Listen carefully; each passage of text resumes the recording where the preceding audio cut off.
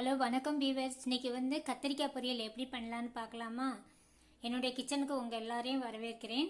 கத்திரிக்காயை இந்த மாதிரி கட் பண்ணி வச்சுக்கோங்க.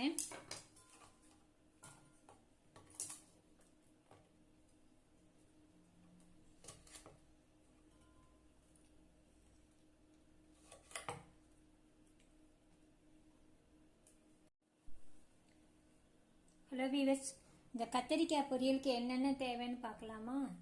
கத்திரிக்காய், கடுகு, உளுத்தம்பருப்பு, கருவேப்பிலை. இது ஒரு பொடி, கத்திரிக்காய்க்குன்னு ஸ்பெஷலாக ஒரு பொடி ரெடி பண்ணியிருக்கேன். ஒன்றுமில்லை, மிளகு, சீரகம், காஞ்ச வத்தல், மல்லி எல்லாத்தையும் வறுத்து பவுடர் பண்ணி வச்சுக்கணும், அவ்வளோதான்.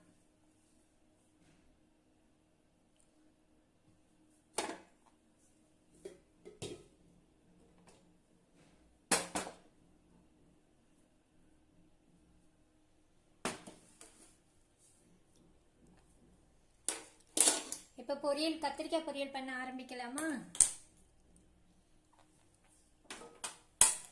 கடாயை வச்சுக்கோங்க. கடாயில் ரெண்டு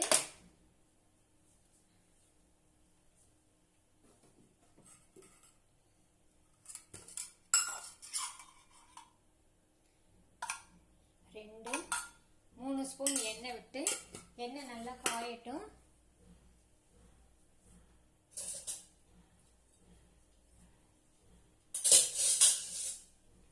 நல்லா எண்ணெய்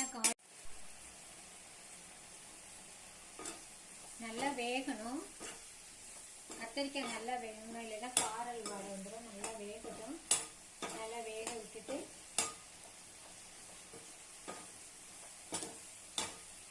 நீங்கள் இன்னைக்கு உங்கள் வீட்டில் என்ன சமையல் பண்ணீங்க?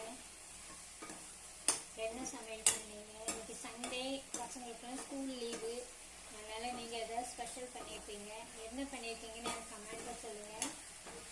நானும் நாளைக்கு அதை செய்வேன் இல்லையா, அதுக்காக தான் கேட்குறேன். நான் இன்னைக்கு தக்காளி சாதமும் கத்திரிக்காய் பொரியலும் வடகமும் வச்சுருக்கேன்.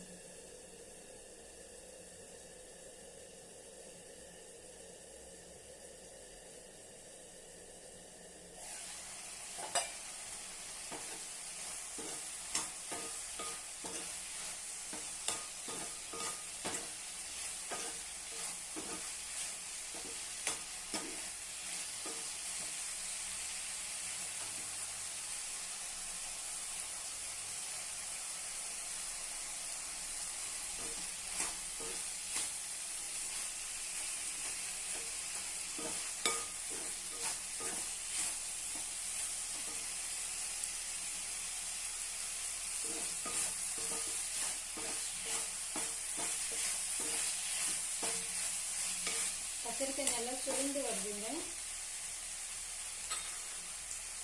கத்திரிக்காய் நல்லா வெந்துச்சு. இப்போ நம்ம அந்த பொடி போடலாமா?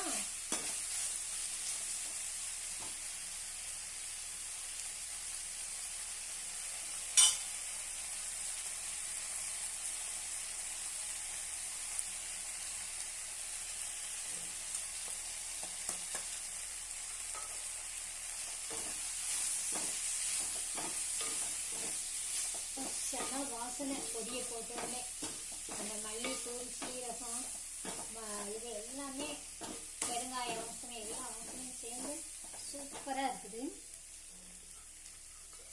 இப்போ கொஞ்சோண்டு ஒரு அரை ஸ்பூன் எண்ணெய் விட்டுக்கலாம், அடியில் பிடிக்காமல் இருக்கிறதுக்கு.